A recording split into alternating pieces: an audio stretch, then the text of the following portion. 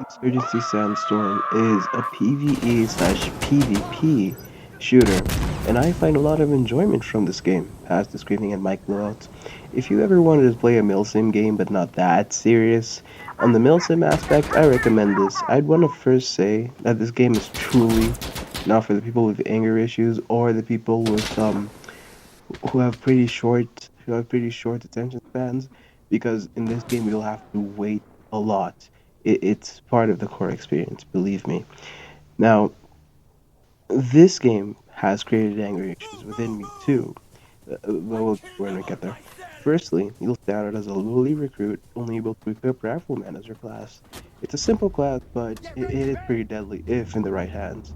You will die a lot, and that's part of the learning curve. So when you go to the negatives, don't worry too much about it. As long as you PTO, play the objective. Insurgency, visually speaking, is pretty good. Nothing too crazy, of course, and the gunplay. The gunplay is so good. Just hearing bullets just passing by you, just an inch of your life, firing guns, the explosions, everything is just wrapped in so well, so detailed that it just makes you love it. Every second of it, every firefight you hear from the distance or even up close, it's so good. It just makes you want to get into it all that more. Now, it does have good maps sometimes. And since this is a terrorist game slash PNC game, we can rip them out to your perfection, to your cup of tea. You can make the worst and best fits according to your preference. Now, since Insurgency is basically the casual game for the Milsim community, you will face a lot of people who really know their stuff. But it's important that you adopt a certain way to go about this. Call it method to the madness, and I'll show you my personal ways that I go about it.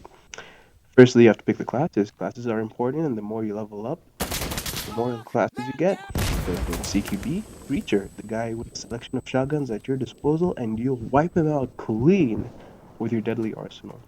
Maybe you're a more carefully aggressive individual who likes to go mid-range and sometimes CQB and long range, then Advisor is for you, and I'm sure you can work out the rest. And this specific thing, I want to focus on what actually makes it so fun and pretty much enjoyable for me. Firstly, Insurgency heavily focuses on teamwork and coordination. You can't just run into an objective all willy-nilly.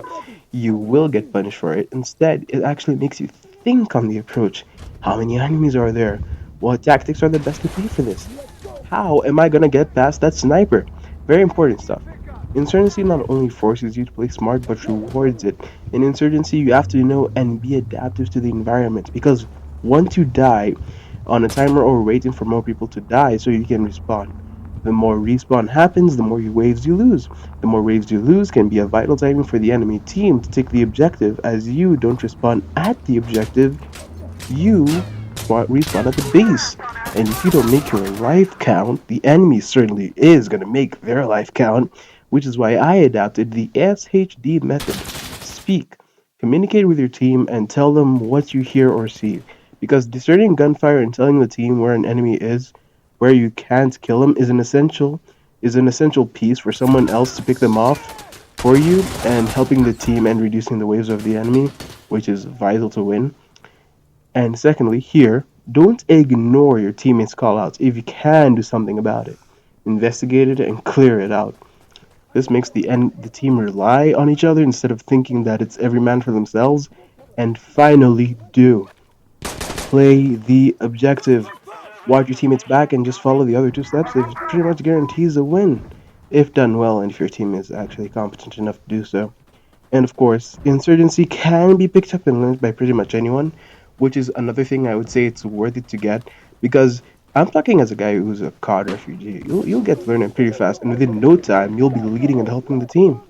Again, it's not that hardcore that it makes it like Armor Reforger, and at the same time, it's not that casual that someone can just pass it off as COD. It's just neatly balanced between the two, for people who are interested in Nielsen games, want a simple taste of how a little bit of it can try it out, and people who just want a casual game can also try it out and love it. I've said my piece on why I think it's worth it. The guns, the it's so good. The guns are so good. They're so nice. They're so responsive, and they're just so meaty. They're just packed with a punch. You know, the absolute grittiness of Insurgency Sandstorm. When you see someone just get shot, they just don't lay on the ground like that. They die. You see that. You just hear the screams. You hear them actually take their life out. Just hear them just echoing their last breaths. It's so nice. It's okay. I'm saying like a madman, but like it's not. It's not that kind of commercialized way of people dying, and it's just like, oh no, he's just laying on the ground. Oh, it's whatever. No, when you get shot, your character reacts to it like, oh my goodness, I'm shot. That makes it so much more believable and more enjoyable and more immersive. That's part of the reason I like those kinds of details that I like as well. The teamwork as well, the casual hardcore nature of it, because anyone can pick this up and anyone can like it, right? And the teamwork only just makes you a vital asset to the team. It's not like you can just go one man army, because if you try doing that, most of the time you'll just get shot in the head and you'll have to wait for another timer like the rest of your team. And there's also something important I wanted to mention. This is specifically because from my experience that I'm even mentioning this, there are some classes that are way too dangerous that I have to mention out. Since I've talked to you about why I think it's the best, eh, I mean it's enjoyable for me. I want to tell you on how to actually survive, especially with these classes in particular. Now, of course, given your skill level, you can be dangerous with any class, but these guys can be dangerous to the enemy team and your team as well.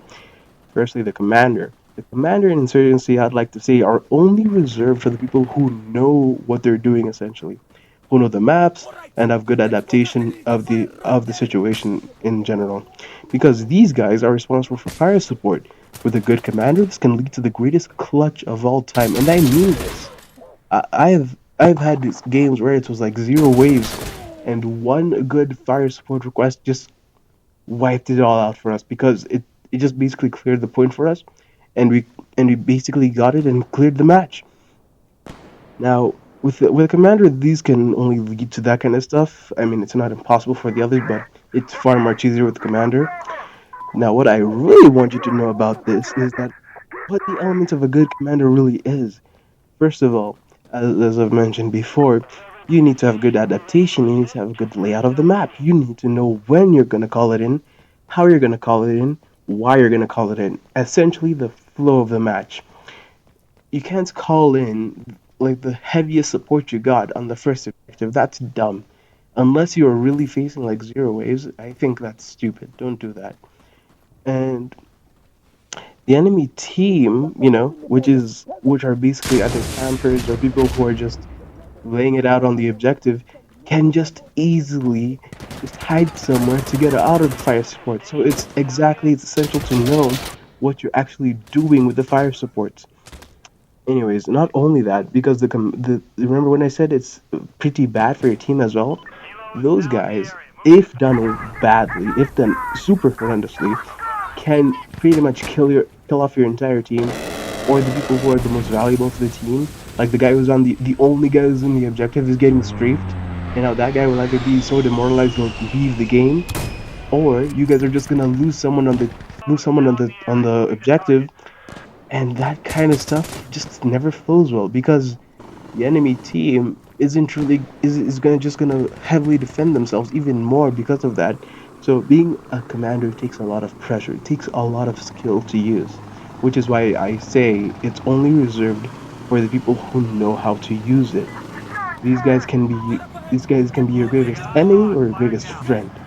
And if you're facing a bad commander on the enemy team, these guys are pretty much the W givers. They just don't know what they're doing. But if they're good on the enemy team, you're pretty much screwed. That's GG's. Now, I've talked about the commander, right? Let me go to the one that I kind of hate the most. Really, it's the marksman. I have a huge love-hate relationship with these guys. Well, yeah, sure, they're picking off the enemies one by one on if you're on the if you're on their team. But on the enemy team, facing a good marksman, it's pretty much wraps. Dealing with a marksman on crossing, especially, just pack your bags, dog. Marksmen are stupidly smart in this game. It's not like other games where these guys are just glued to one place and are tone deaf to all the gunshots you're shooting near them, even when the minimaps tell them you're literally right next to them. These guys respond fast. And I'm talking fast and quickly. They reposition quickly, they kill you off quickly, and if you don't know what you're doing, you're gonna be toast.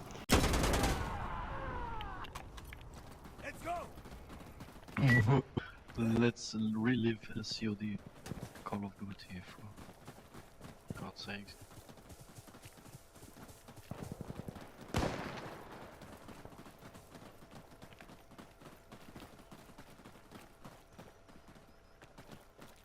I think they're pushing on the right side. They are pushing on the right side. One is low on underneath T. And if you don't do anything about it and not tell anyone, you pretty much screwed the entire team. Because those guys are not to be messed with. They can clear out your entire team within a minute if you don't do anything about it or call it out. Now, which is why it's important to communicate with the team. Tell the commander or anyone who has eyes near the place to suppress him or smoke him up with fire support, either one of the two. These two are pretty effective on their own. But the other way is smoking it, which it does work. But I don't recommend it because most of the time someone else saw the smoke and is just waiting for you to get out of it so they can just shoot you on the spot. So yeah. Communicate with your team to get those marksmen out of the area and try to at least talk with the team. Because if you don't talk to the team, you pretty much screwed yourself and the team. And that's pretty much wraps. Now, demolitions, my beloved, my second favorite class. These guys can either be a blessing or a curse. That doesn't need a lot of rocket science to use. Pun intended. But these guys can take down the most effective fire support with the RPGs. I mean, the demolition side and the insurgent side. And the blast radius on some of these things are insane. They are ridiculously insane, which is why you should handle them with care. Because it only takes like 1 or 2 explosions for someone to just die. And in this game, you can't turn off friendly fire. It's automatically on. So, okay, this isn't necessarily only a demolitions thing, but like also, of course, the entire class system thing. Everyone needs to have triggered discipline. They need to know where they're shooting, if it affects their teammates or not. And yeah, that's pretty much it. I love Insurgency Sandstorm, although it's fun. It pretty much gets like few updates. So, but for what it is, it knows what it is, and it does it pretty well. It executes it well, and although you will have to wait a bit for this again, I genuinely think you'll have fun with this. I talk a lot more about it, but I'm pretty sure this video is long enough as it is. Thank you so much for watching this, and I hope to see you again soon. I'll work on that persona thing. I've been saying that a lot, but like I'm not even. It's coming. It's coming. Believe me, it's gonna arrive. Trust the process.